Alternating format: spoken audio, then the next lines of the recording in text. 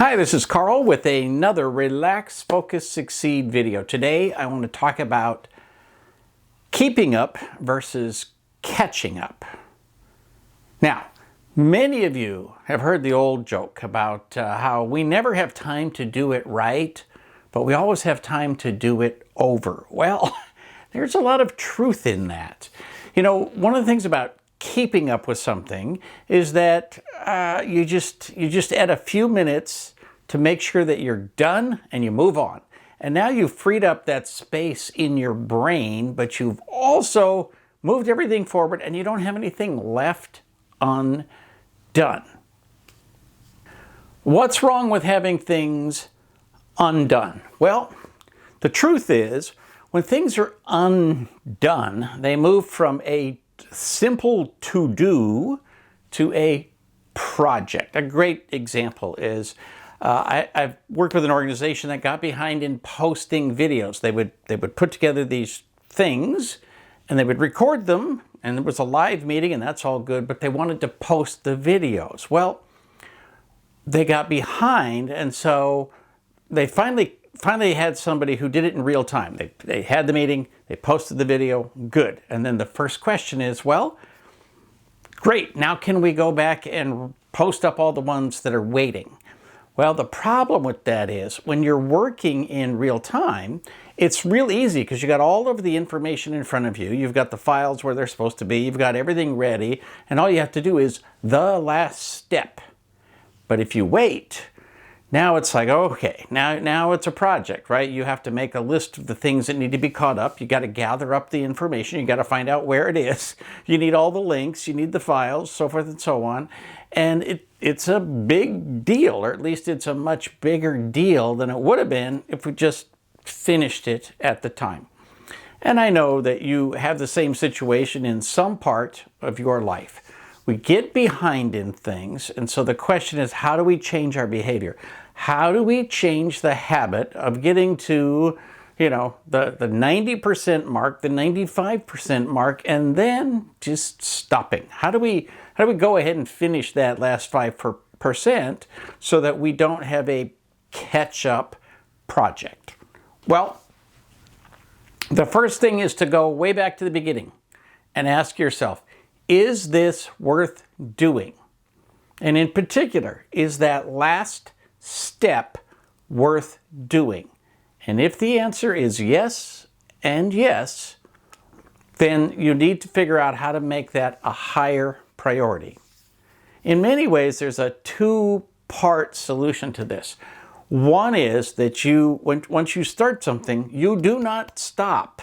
You do not move on to something else until you've finished it. Even if there's like a little delay there, do some filing, do whatever it takes until the video finishes, or the paperwork arrives, or the delivery is made, or whatever it happens to be that's catching you up. And once you do that, then you're not going to have something that is mostly done. You're only going to have things that are done.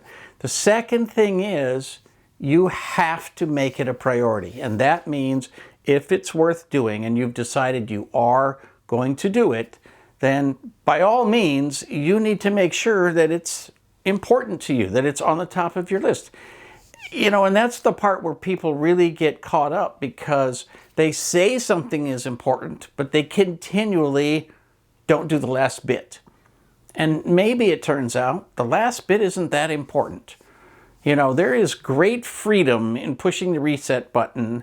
And you've heard of the people declaring email bankruptcy, where they basically delete everything in their inbox and then they walk away and say, if it's important, somebody will resend that email.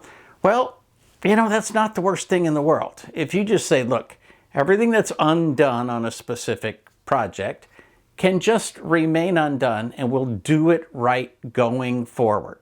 That way you free your brain from that impending big project where you've told yourself, this is important, and so I have to go back and redo all of those.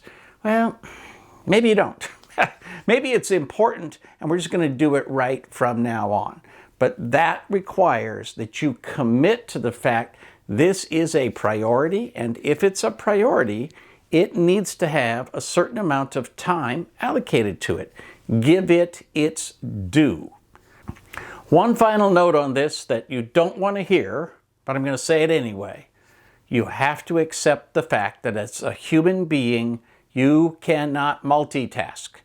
And a lot of how we get interrupted at the 95% mark is that we're doing two things or trying to do two things at the same time. And so the thing that's almost done, it becomes lower priority as it gets closer to 100%. When you've done 95%, you're like, it's mostly done. And now I got to balance the checkbook, or now I got to finish something else, or I've started doing something else and I just have to get back and finish it. Well, don't start something else. Do one thing at a time. Focus your energy, focus your attention, focus your life, and you will be far more productive.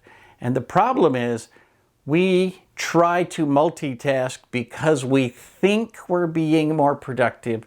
The result is we have lots and lots of those unfinished projects that now have become bigger projects. It's not just a list of things to do, it's a list of projects that have to be undertaken. All of this takes some commitment to prioritizing things and to making sure that you are committed to finishing what you start. And to be honest, it's okay if you change your commitment and say, you know what? I looked at that and it's not worth that little extra bit of effort. What used to be 95% is now 100%, and I'm going to be happy with that. I'm going to accept it, and I'm going to move on, and I'm going to stop judging me for the things that I decided not to do anymore. I welcome your feedback and comments, and how do you deal with undone projects? Let me know. Leave them in the comments down below. Also, like it if you like it, subscribe to the channel, and I'll see you next time. For Relax, Focus, Succeed, this is Karl Palachuk wishing you the best of luck in everything you do.